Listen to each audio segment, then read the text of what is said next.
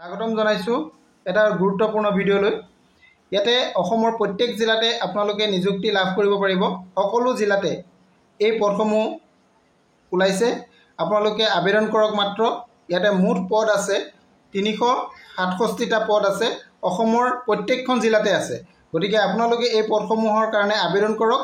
আবেদনৰ অন্তিম তাৰিখ আপোনালোকে চাব পাৰিব। বয়স কিমান লাগিব এইখিনিও কম, সকলোখিনি আজি আপোনালোকক এই ভিডিঅ'ৰ জৰিয়তে মই জনাম। গতিকে আপোনালোকে ভিডিঅ'টো শেষলৈকে চাব। বন্ধু বান্ধৱীসকল, আপোনালোক যদি মোৰ চেনেলত প্ৰথমবাৰলৈ আহিছে তেনেহ'লে চেনেলটো ছাবস্ক্ৰাইব কৰি কাষতে থকা অল নটিফিকেশ্যনটো অন কৰি দিয়ক। আহক ভিডিঅ'টো আমি আৰম্ভ কৰোঁ।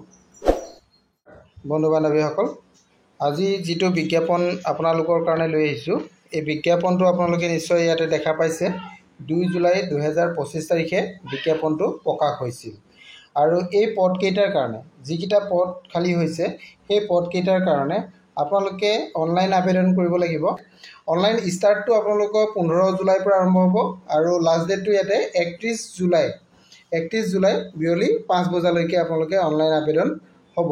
গতিকে আপোনালোকে 15 জুলাইৰ পৰা 31 জুলাইৰ ভিতৰত আপোনালোকে আবেদন কৰিব পাৰিব। আৰু ইয়াৰ কাৰণে যিটো এপ্লিকেশ্যন ফিজ আপোনালোকে পে'মেণ্ট কৰিব লাগিব, সেই ফিজটো আপোনালোকে এইটো বেংক ট্ৰানজেকশ্যন আৱাৰ্ছৰ ভিতৰত আপোনালোকে 5 আগষ্টৰ ভিতৰত কৰিব লাগিব। এইটো কথা ইয়াতে উল্লেখ কৰা আছে। আপোনালোকে ডেটকেইটা নিশ্চয় জানিলে। আপোনালোকৰ এইকেইটাই মেইন ইম্পৰ্টেণ্ট ডেট। এই ডেটকেইটা আপোনালোকে মনত ৰাখি ল'ব।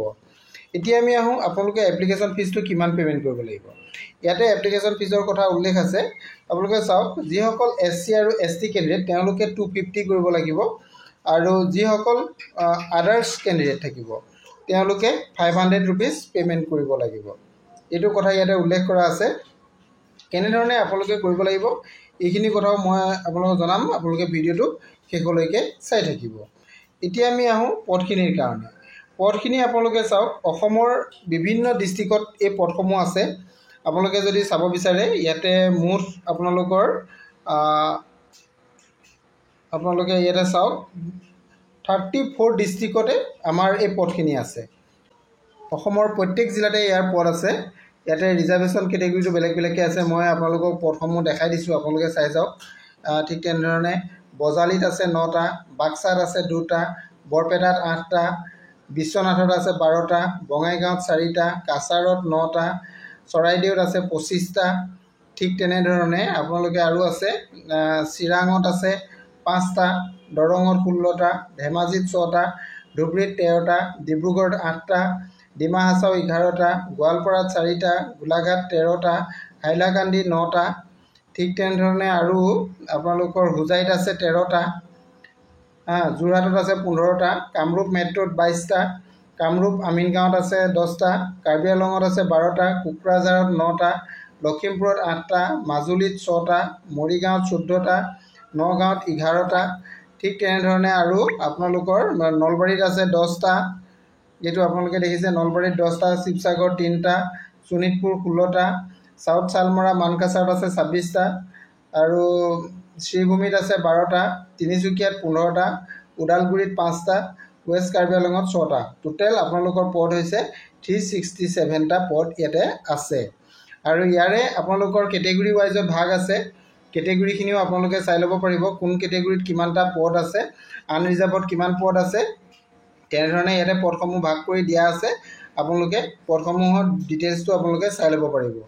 আৰু ইয়াৰ কাৰণে আপোনালোকৰ দৰমহাটো কিমান দিয়া হ'ব এইটো কথাও ইয়াতে উল্লেখ আছে। দৰমহাটো 14,000 টকাৰ পৰা 70,000 টকাৰ ভিতৰত হ'ব।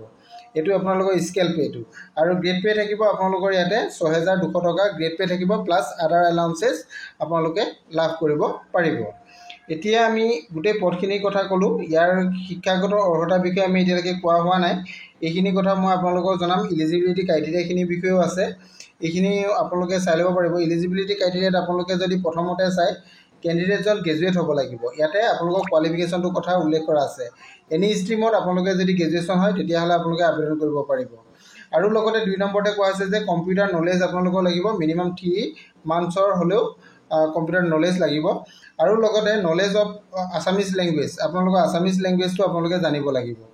আৰু আপোনালোকৰ এমপ্লয়মেণ্ট এক্সচেঞ্জ ৰেজিষ্ট্ৰেশ্যন নাম্বাৰ, এইটো আমাৰ আসাম ষ্টেটৰ হ'ব লাগিব, তেতিয়া আপোনালোকে আবেদন কৰিব পাৰিব। আৰু বয়সৰ কথাটো আপোনালোকক অলৰেডি কোৱা হোৱা নাই, এতিয়া মই বয়সৰ কথাটোলৈ ক'ব আহিছোঁ। বয়সটো আপোনালোকৰ ইয়াতে উল্লেখ আছে এজ লিমিটৰ কথাটো। এজটো আপোনালোকৰ মিনিমাম 18 বছৰৰ পৰা 40 বছৰৰ ভিতৰত কৰিব পাৰিব যিসকল আনৰিজাৰ্ভ কেটেগৰী কেণ্ডিডেট আছে। আৰু যিসকল OBC আৰু MOBC তেওঁলোকে 18 পৰা 43 বছৰ বয়সলৈকে কৰিব পাৰিব।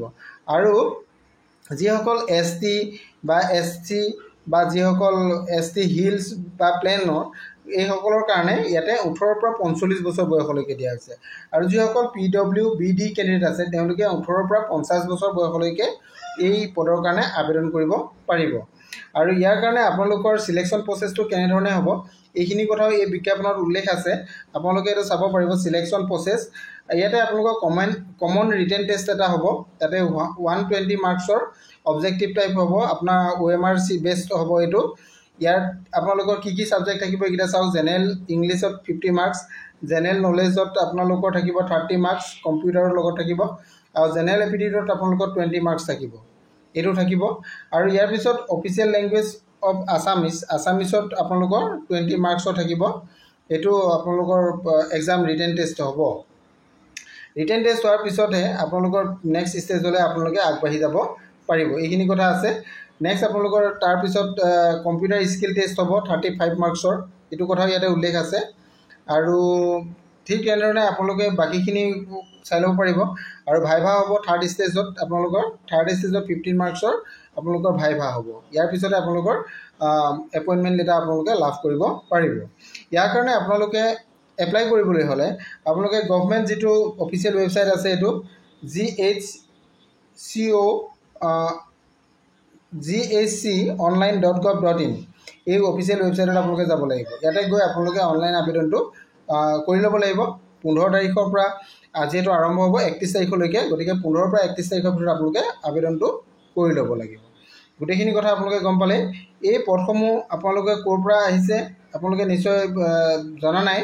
এই পদসমূহ আহিছে আপোনালোকৰ ডিষ্ট্ৰিক্ট হাইকোৰ্টৰ পৰা আহিছে, আমাৰ গুৱাহাটী যিটো হাইকোৰ্টৰ পৰা আহিছে। প্ৰতিটো ডিষ্ট্ৰিক্টৰ কোৰ্টবিলাকত এই পদসমূহ দিয়া হ'ব। ইয়াতে এইটো আপোনালোকে নিশ্চয় দেখিছে বিজ্ঞাপনটো, গুৱাহাটী হাইকোৰ্ট এট গুৱাহাটী, তাৰ পৰা বিজ্ঞাপনটো আহিছে। গতিকে আপোনালোকে আবেদনটো কৰি ল'ব পাৰিব। আজিলৈ ইমানেই। ভিডিঅ'টো যদি ভাল লাগিছে তেনেহ'লে লাইক কমেণ্ট শ্বেয়াৰ কৰি দিব। Thank U.